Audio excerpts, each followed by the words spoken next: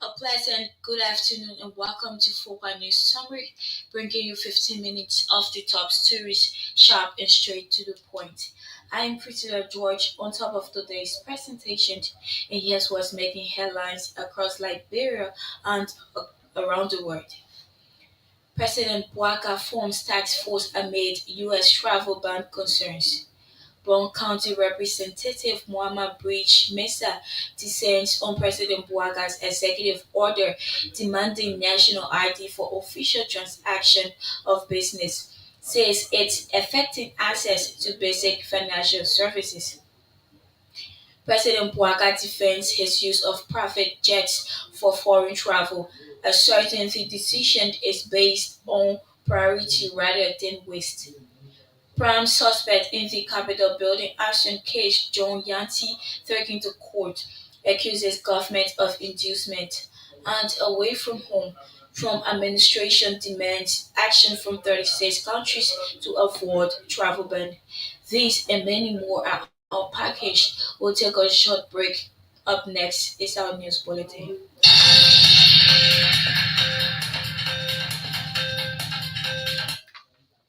Welcome back.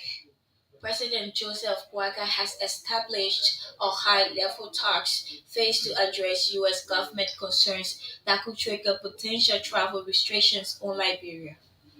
It can be recalled that the Trump administration had issued an ultimatum instructing 36 countries to introduce stronger diplomatic actions or raise visa restrictions. Addressing the U.S. concerns, President Bouaga, as chair of the task force, has initiated efforts with ministries and security institutions aimed at identifying challenges and devising actionable solutions. The task force is further tasked with the responsibility of creating swift diplomatic reform that aligns with the United States goals which seek to mitigate growing concern of illegal migrants. President Bouaga emphasized Liberia's commitment to good governance aimed at fostering shared diplomatic values, while expressing confidence that the task force will yield the needed results. President Representative Muhammad Bridge Mesa have criticized President Bouaga's executive order which demands the usage of national ID for the official transaction of business, asserting that it is stalling access to basic financial services. In a communication through House plenary, Representative Mesa alarmed over the alleged persistent delays experienced by most people in obtaining the RD, something described as embarrassing. In response, plenary has summoned officials of the National Identification Registry. The move is aimed at providing a clear plan for improving service delivery in the issuance of the national identification cards to citizens across the country. The invite comes on the heels by concerns raised by Bon County District 6 Representative Muhammad Bridge Mesa over reported persistent delays in processing the cards despite applicants completing full registration. President Joseph Bouaga has strongly defended his use of private jets for foreign travel, asserting that the decision is based on fundamental rather than waste.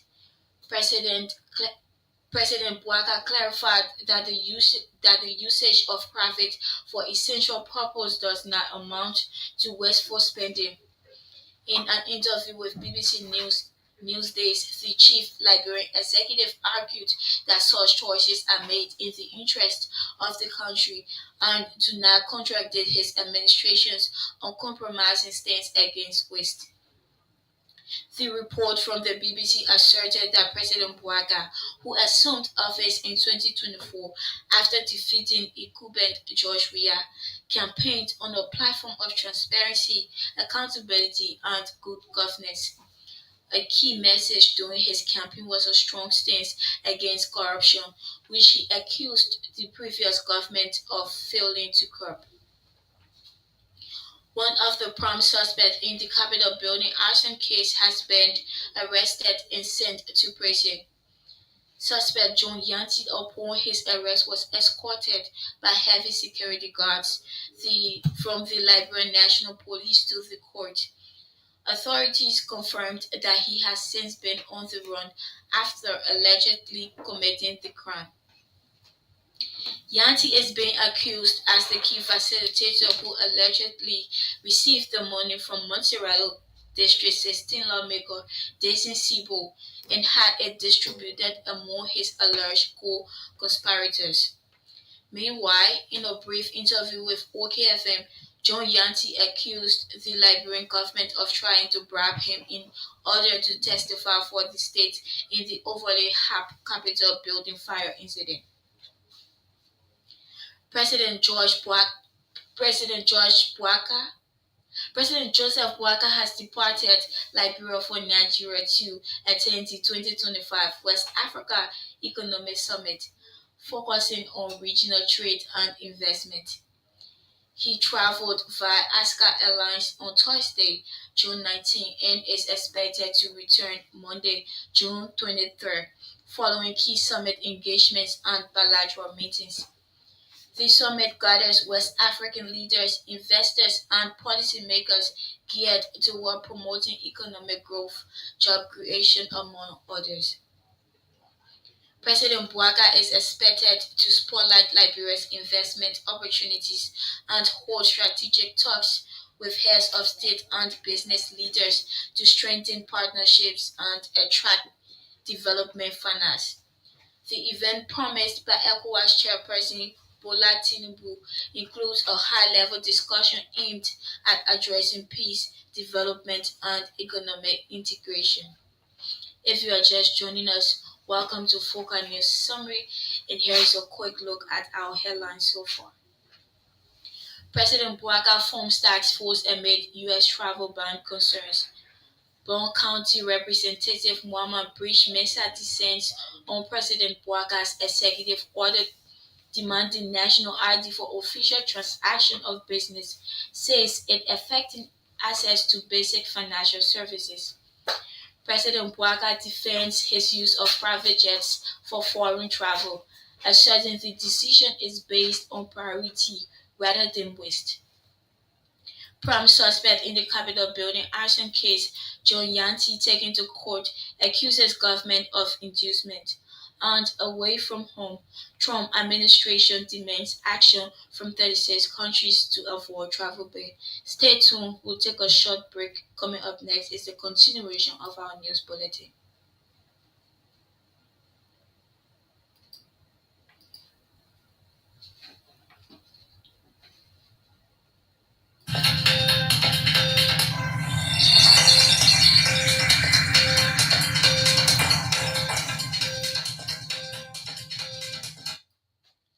Welcome back.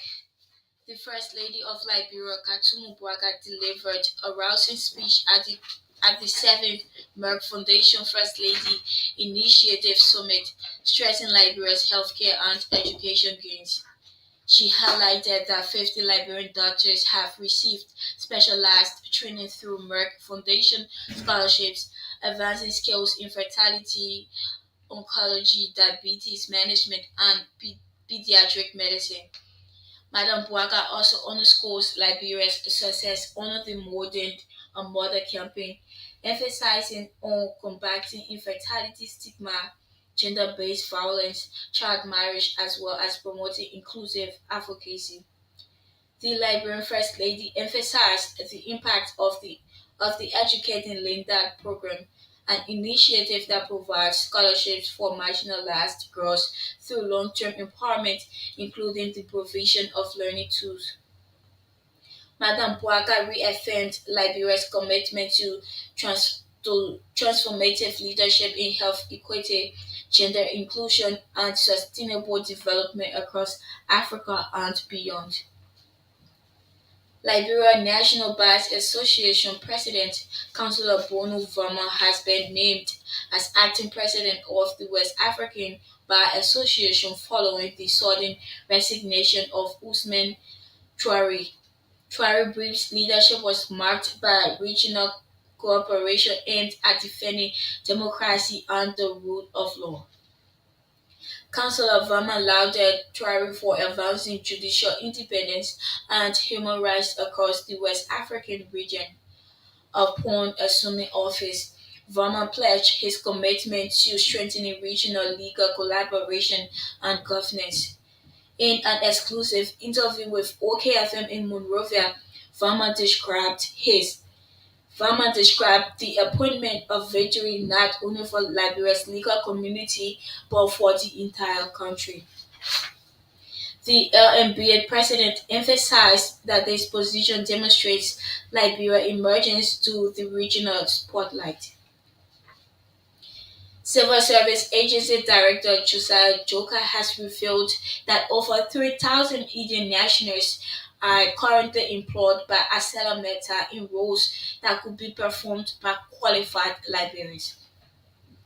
Speaking at the Liberian Senate, Joka linked the unemployment crisis to the continuous hiring of foreigners in non-specialized roles by multinational companies operating in Liberia. His assertion comes on the heel of ongoing investigations by the Liberian Senate surrounding the issuance of work permits to Liberians. The CSA boss has pledged his institutional commitment and cooperation with the Ministry of Labor aimed at addressing the influx of foreigners in the private sectors, thereby creating a level playing field for all. In a related development, the Liberian Senate is expected to conduct a major employment audit at the AML facility. The move seeks ascertain the employment practices of the company, ensuring that it corresponds with Liberia's labor laws. The Ministry of Education and the Liberian National Police have banned all street parades associated with school gala days across Liberia. According to a release, the joint initiative stemmed from growing concerns over student safety, public disturbance, and repeated violations of the ministry's directive. The institutions argue that parades over the years have proven chaotic, leading to the injuries of minors and thus threatening public order. MOE and LMP clarified that this ban does not extend to celebratory activities organized by schools, highlighting the use of sports pitches and other venues, preventing traffic hazards or disorderly conduct. Citing Article 15 and the Section Citing Article 15 and the Section 17.3 and 17.4 Penal Law of Liberia, the institutions emphasized that the move coincides with the Liberia Education Reform Act of 2011. Meanwhile, MOE and LMP has pledged to deploy officers to monitor and prevent street parades, warning that violators will be held accountable in accordance with national law. President Joseph Boakai has with immediate effect suspended Abdullah Kamara from his position as acting chairman of the Board of Commissioners of the Liberia Telecommunication Authority. The release indicates that President Boakai's decision followed a report from the General Auditing Commission highlighting serious allegations of corruption and financial mismanagement. The findings linked Kamara to grave financial misconduct while serving as chief executive officer of Tama Corporation, especially in transactions involving public funds. In his letter addressed to Kamara, the Liberian chief executive emphasized that his suspension reflects his government commitment to transparency and accountability, adding that this decision goes without pay. Documents obtained from Environmental Protection Agency, including a comprehensive environmental and social impact assessment, has strongly disproved Senator Twain's claim against ArcelorMittal nearly newly dedicated project in Niba. And the Trump administration has given 36 countries, most of them in Africa, a Wednesday deadline to commit to improve vetting of travelers of or face a ban on their citizens visiting the United States. A weekend diplomatic cable sent by the State Department instructs embassies and consulates in the 36 countries to gauge their host countries' willingness by Wednesday to improve their citizens' travel documentation and take steps to address the status of their nationals who are in the United States illegally. Focal News Summary. I am Priscilla George. Thank you for listening.